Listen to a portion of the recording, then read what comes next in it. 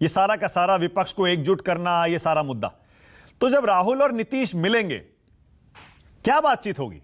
आज मैं यही पूछ रहा हूं सुरेंद्र राजपूत, क्या बात करेंगे? मानक भाई, ना तो मौसम के बारे में बात करेंगे, ना आपके बारे में बात करेंगे। बात तो राजनीति के बारे में करेंगे और राजनीतिक बातें होंगी। जब राजनीतिक बातें होंगी, दो लोगों के बीच में बातें होती हैं, तो निश्चित तौर पर देश की बातें होंगी, संविधान की बातें होंगी। और कहीं ना कहीं जिस तरीके से संवैधानिक संस्थाओं को बुरी तरीके से खत्म किया है भारतीय जनता पार्टी ने, जिसके विरोध में 5-5 सुप्रीम कोर्ट के जजेस को सड़क पर आना पड़ा, सीबीआई में रात को 1:30 बजे छापा पड़ा, ईडी का किस तरीके से दुरुपयोग हो रहा है कश्मीर से लेके कन्याकुमारी तक, अटक से लेके कटक तक, और जिस तरीके से भारतीय लोकतंत्र का, लोकतंत्र के प्रतीकों का पूरी तरीके से अपहरण किया जा रहा है, और इनके ऊपर कहीं ना कहीं एक पर्टिकुलर विचारधारा को थोपा जा रहा है। भारतीय जितने भी एजुकेशनल इंस्टीट्यूट्स हैं, रिसर्च इंस्टीट्यूट्स हैं, वहां पर एक पर्टिकुलर विचारधारा के लोगों को बैठा करके कहीं ना कहीं देश के संवैधानिक ढांचे को और सांप्रदायिक के नाम पर जिस तरीके से बातें की जा रही है, उसी के बारे में बात होगी।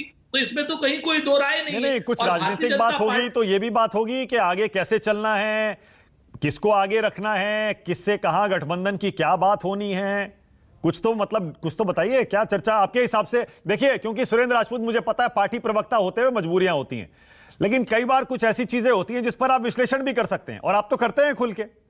बताइए ना जरा, क्या चर्चा होगी? मानक भाई, हमने तो अभी आपका विश्लेषण सुना कि वहां पर जो है सारे वोट पता होते हैं। तो मैं आपको इतना भी बता देता हूं कि हमारे यहाँ भी सारे वोट 9 के 9,000 वोट पता है। आप ऐसा करो, आप आओ एआईसीसी के सदस्य बनो, राहुल गांधी जी के देखिए, ये मैंने नहीं कहा, आप ही के नेता क्या, सुनिए ना, ये मैंने नहीं कहा, ये मैं आप ही के नेता को कोट कर रहा था भाई। आप ही के नेता कहते हैं कि भाई बता दीजिए। हमारी बात तो सुन लो आप। आओ चुनाव लड़ो, 9,000 की लिस्ट हम आपको भी दे देंगे, कोई दिक्कत वाली बात नहीं।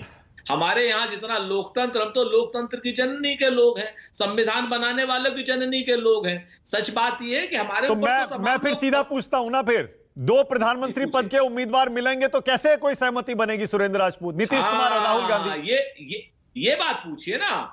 हम आपको बिल्कुल पूरी तरीके से जवाब देंगे। आज की डेट में निश्चित तौर पर हर दल में प्रधानमंत्री पद के योग्य उम्मीदवार हैं। कांग्रेस में हमारे सर्वमान्य नेता राहुल गांधी हैं, जेडीयू में नीतीश कुमार जी हैं, समाजवादी पार्टी में अखिलेश यादव हैं, टीएमसी में ममता बनर्जी हैं, आपका एनसीपी में शरद पवार साहब हैं, और इसी तरीके से राजशेखर साहब, स्टालिन, सब लोग हैं। इसमें आपको बहुदलीय लोकतंत्र में दिक्कत क्या है? आने वाला चुनाव, या तो आप ये बता दीजिए कि Bharatiya Janata party presidential form of election में जा रही है, कि जहां पर एक नरेंद्र मोदी एक प्रेसिडेंट है, दूसरी तरफ से एक प्रेसिडेंट और चाहिए। ऐसा नहीं होने वाला ना।